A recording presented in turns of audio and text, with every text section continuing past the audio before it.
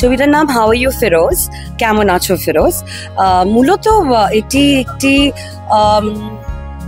Antique art dealer, যে পুরাতন এই শিল্পকর্ম এইগুলো বিক্রেতা, কিন্তু আস্তে আস্তে এমনভাবে সে ওতপ্রোতভাবে এই জিনিসগুলোর সাথে তার একটা সম্পর্ক সৃষ্টি হয়। তার পার্সোনাল জীবনে অনেক রকমের শূন্যতা আসে, নানা রকমের টানাপোড়েন, অনেক রকমের ঝড়ঝাপটা দিয়ে সে যায়, কিন্তু এই জিনিসগুলো সবসময় ছিল ছোটবেলা থেকে। এটা হচ্ছে ওর পৈতৃক ব্যবসা, ওর বাবা বা এরকম যেমন হয় চলে আসছে। এইগুলোকে আর বিক্রি করতে পারে না, সেটাই ওর ব্যবসা।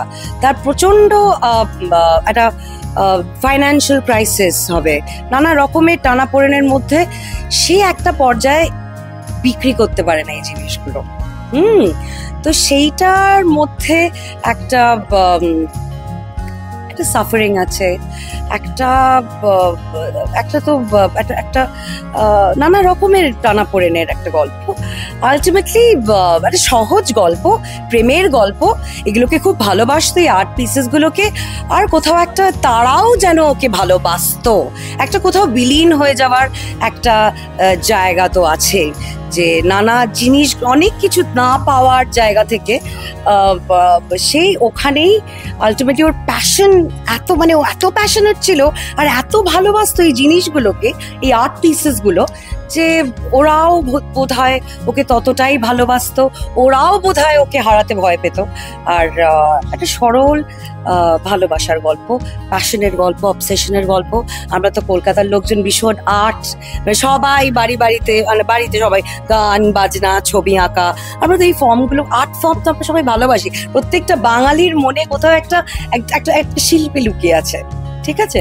তো যারা আমরা এইসব ভালোবাসি, গান বাজনা, কথা, কবিতা, আমাদের সকলের গল্প এটা, আমাদের সকলের কোথাও একটা কনভিউশন অফ আর্ট, যারা ভালোবাসে এগুলোকে আঁকড়ে থাকতে চায়, তাদের গল্প এটা। কলকাতার আমি এমনভাবে ভাষাটা রেখেছি, বাংলা আছে। আমি যেরকম ভাবে, মানে আমার দেখা কলকাতা, আমি সেন্ট্রাল অ্যাভিনিউতে বড় হয়েছি, গণেশচন্দ্র অ্যাভিনিউতে থাকতাম। এবার আমার দেখা বাংলা কলকাতা হচ্ছে ভীষণভাবে, সেখানে ইংরেজি বলা হয়, সেখানে হিন্দি বলে, বাংলা বলে। বাংলা কি শুধু মানে খালি কলকাতায় কি শুধু বাংলায় কথা বলে? সব রকম ভাষায় কথা বলে লোকজন। সো এটা অর্গানিকলি ভীষণ কলকাতার একটা গল্প, আমার দেখা কলকাতা, যেখানে সব ধরনের মানুষ আছে। আর আমার মনে হয় ইমোশন হচ্ছে সবকিছুর মধ্যে, ইমোশনের কোনো ভাষা নেই, হতে পারে না।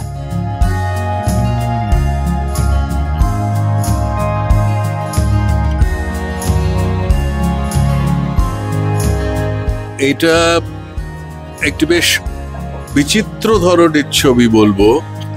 সচরাচর যে ধরনের গল্পের উপর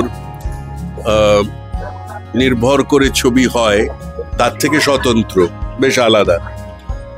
এবং কেমন আছো এটা একটা কথার কথা হয়ে গেছে। যেমন হ্যালো, ফোন তুললে হ্যালো বলতে হয়, কিন্তু সত্যি কি আমরা হ্যালো বলছি বা নমস্কার বলছি তা নয়। ঠিক তেমনি কেমন আছো একটা বলতে হয়, কেমন আছেন, কিন্তু এখানে তা নয়। সত্যি কেমন আছো ফিরোজ, ফিরোজ সত্যি কি ভালো আছে, তার মনের মধ্যে কি চলছে, এই ছবিটা সেইটাকে অনুসন্ধান করার চেষ্টা করছে। আর আমি সেখানে একজন কুশীলব অভিনয় করেছি, একজন পরিচালকের ভূমিকায়। আমিও চেষ্টা করছি বুঝতে ফিরোজ কি ভাবছে। এই ফিল্মটি রূপসাদির সাথে আমার প্রথম কাজ অ্যাজ এ ডিরেক্টর। উনি আমার সাথে প্রথমবার ওনার ফিল্মে নিয়েছেন। এক্সপিরিয়েন্সটা ভীষণ ভালো ছিল, তার কারণ ফিল্মটা করছি থেকেও আমার বেশি মনে হচ্ছিল আমরা একটা কলেজে সবাই মিলে একসাথে কাজ করলে যেমন কাজ করা হয়, সেই উদ্যোগ নিয়ে আমরা কাজ করেছি। এবং আমার রূপসাদির সাথে কাজ করতে এই কারণেই ভালো লেগেছে, উনি ভীষণ ডিটেইলে গিয়ে কাজ করেছেন এবং কোনোভাবে যাতে মানে চরিত্রগুলোর কোনো অসুবিধা না হয় অ্যাক্টর হিসেবেও, সেক্ষেত্রে উনি ভীষণ খেয়াল রেখেছিলেন।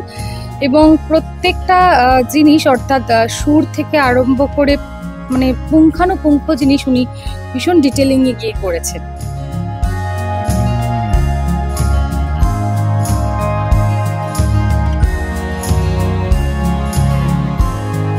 বেসিক্যালি আমি একজন কাস্টমার, যে ফিরোজের এই অ্যান্টিক শপটাতে এসেছি। ফিরোজ তো ভীষণ সুন্দর কিউরেট করেন, খুব সুন্দর কিউরেশনের মধ্যে দিয়ে আমরা দেখতে পাচ্ছি যে ও কিরকম মানুষ বেসিক্যালি। কারণ প্রত্যেক কটা আইটেমের পেছনে, মানে প্রত্যেক কটা আর্ট পিসের পেছনে এত সুন্দর সুন্দর গল্প আছে, তো ওগুলো আমাকে বলতে থাকি। আর তার মধ্যে তার মাধ্যমে আমরা বুঝতে পারি ফিরোজ কিরকম একজন মানুষ। সো সেটাই ব্যাপার। আর for art lovers I think this film is going to be a very favourite of this. সেদিক সঙ্গে এটা প্রথম কাজ। হ্যাঁ। আর বাকিদের সঙ্গে কাজ করেছো, অভিজ্ঞতা নিয়ে যদি কিছু বলো। বাকিদের সাথে আমি বলবো যে বাসবদা যিনি ডিওপি ছিলেন, তার সাথে আমার এটা সেকেন্ড বা থার্ড কাজ। বাসবদা ভীষণই ভালো একজন ডিওপি সিনেমাটোগ্রাফার। তারপরে আমার কো অ্যাক্টর যিনি ছিলেন ফিরোজ, যিনি প্লে করেছেন, উনিও খুব মজার একটা মানুষ। ওনার বাড়িতেই শুট হচ্ছিল, তারপর বেশ ভালো বন্ধু হয়ে গেছিলেন। মানে আমি তো বম্বের কলকাতায় মাঝামাঝি মানে এখানে সামটাইমস হিয়ার সামটাইমস দেয়ার থাকি। তো এখানে থাকলে উনি আমার বাড়িতে কেক পাঠান, জিনিসপত্র পাঠান। তো খুব মজার একজন মানুষ। আর রানাদা বোধহয় আমার হাজবেন্ড হচ্ছিলেন। তো it was very nice, it was nice experience. হ্যাঁ, অনুষা এখন অনেকগুলো ছবিতেই কাজ করছে এবং নায়িকার ভূমিকাও অনেকগুলো ছবিতে এসেছে। এই ছবিতে একটি খুব কৌতূহল উদ্দীপক চরিত্রেও অবতীর্ণ হয়েছে, যে নায়কের অতীতের একজন। পুরো ঘটনাটা বলে দেওয়া হবে, সেটা বলবো না, কিন্তু আমার মনে হয় ওর কাজ করে খুব ভালো লেগেছে এবং একটা বেশ চ্যালেঞ্জের সম্মুখীন হয়েছে এই ছবিতে। কারণ যে ছবিটির চরিত্রটা স্বতন্ত্র এবং এই স্বতন্ত্র চরিত্রের ছবি করেছেন রূপসা গুহ, তার সঙ্গে তাকে তো অভিনন্দন জানাতেই হয়। এবং আমাকে বলতে হবে যে আরো যদি এই ধরনের ছবি হয়, তাহলে কিন্তু আমাদের বাংলা ছবির যে চেহারাটা এখন আছে সেখান থেকে আরো অনেক উন্নত হতে পারবে। দর্শকদের জন্য বলবো এই ফিল্মটা ডেফিনেটলি দেখুন। এই গল্পটা অনেকের গল্প, শুধুমাত্র ফিরোজের গল্প নয়। এই গল্পটা আমাদের আশেপাশে, আমাদের বাড়িতে অনেকের আছে।